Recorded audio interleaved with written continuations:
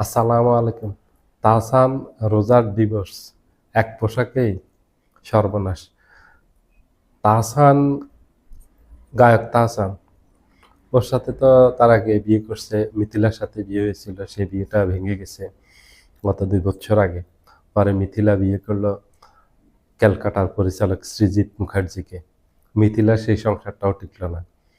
স্মৃতি সৃজিত মুখার্জির সাথে মিথিলা সেই সংসার ভেঙে গেল। এই জগৎটাই এমন। সৃজিতের তো পরিচালক, সেখানে অনেক নায়িকা আসে, এসে দাদার সাথে আলাপ করে, দাদা কি খবর, ভালো আছেন, কি অবস্থা, ঘেঁষাঘেঁষি ডলাডলি করে, যেটা মিথিলার ভাল লাগেনি। যার কারণে সৃজিত মুখার্জির সাথে মিথিলার সংসারটা ভেঙে গেল। তাহসান বিয়ে করলো রোজাকে।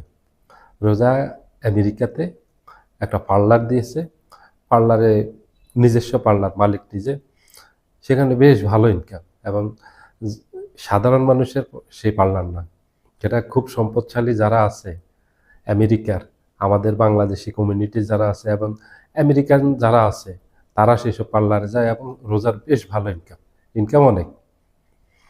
বোঝেন না, আজকাল মেয়েরা ইনকাম করলে আর স্বামীকে পাত্তা দিতে চায় না। একটু সমস্যা হইলে, যে আমার কি ভাতের কাপড়ের অভাব আছে, আমার থাকার অভাব আছে, আমার খাওয়ার সমস্যা আছে, আমার টাকার অভাব আছে, আমার নিজের ইনকাম আছে, আমি অনেক ইনকাম করি, তোমার এত চাপে আমি থাকবো কেন, তোমার এত কথা শুনবো কেন, ভাল লাগলে থাকো, আমার সাথে সংসার করো, ভালো না লাগলে চলে যাও, আলাদা হয়ে যাব, ডিভোর্স হয়ে যাবে। ঠিক একই হয়েছে ঘটনা এখানে। রোজার ভালো ইনকাম আছে, তাহসানকেও কোনো সমস্যা নাই, পাত্তা দিল না, বাস সাধারণ কারণে, কোনো বড় কোনো কারণে ডিভোর্স হয় নাই। গত কিছুদিন আগে রোজার একটা ছবি ভাইরাল হয়, যেটাতে রোজা পশ্চিমা ড্রেসে পরে আসছে, বেশ খোলামেলা। ধরে নেওয়া হচ্ছে ওই পোশাক পরার কারণে রোজার সাথে তাহসানের ডিভোর্স হয়। ওই পোশাকটাই তাদের ডিভোর্সের সর্বনাশ হয়।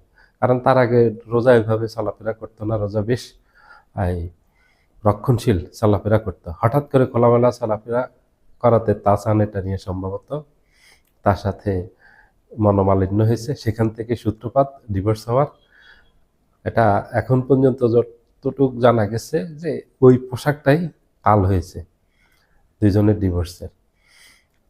কারণ তাহসানও গান ছেড়ে দিয়েছে, গান ছেড়ে দিয়ে যে আর কখনো গান গাইবে না, একটা ধর্মীয় মাইন্ডের হয়ে গেছে, দাড়ি টাড়ি রেখে দিয়েছে, গান ছেড়ে দিয়েছে, নামাজ টামাজ এগুলি পড়তেছে।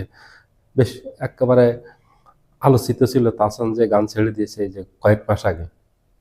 গান ছাড়ার পর মানুষও প্রশংসা করছে, যাক ভালো, এই জগৎটাতে চলে আসছে, ধর্মের জগতে ঢুকে গেছে, আমৃত্যু ওইভাবেই থাকবে। তাহসানও ঘোষণা দিচ্ছে আমৃত্যু আর গান গাইবে না। দর্শক শ্রোতারাও তার জন্য শুভকামনা জানিয়েছে, ভালো কাজ করেছে ভাই, অনেকদিন গান গেয়েছে, এবার আল্লাহর পথে চলে যাক, ইসলামের পথে চলে যাক।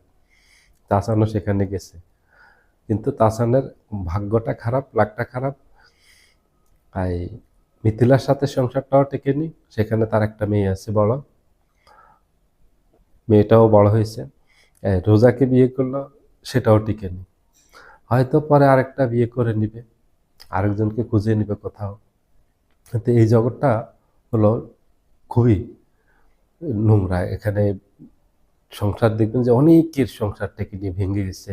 আজকে এর সাথে বিয়ে করে কালকে ওর সাথে গেছে, 6 মাস সংসার করার পর সংসার ভেঙে গেছে। এই যে তাহসান আর রোজা বিয়ে করছে 25শে জানুয়ারি, আর 12 দিন পরে তাদের বিবাহবার্ষিকী হওয়ার কথা, কিন্তু আর পালন করা হলো না। 1 বছরে টিকেনি সংসারটা। মেয়েরা যদি বেশি টাকা ইনকাম করে, কাজ করে, তখন ছেলেদেরকে পাত্তা দেয় না। মেয়েদেরও যেন সমস্যা আছে, ছেলেদেরও তেমনি সমস্যা আছে।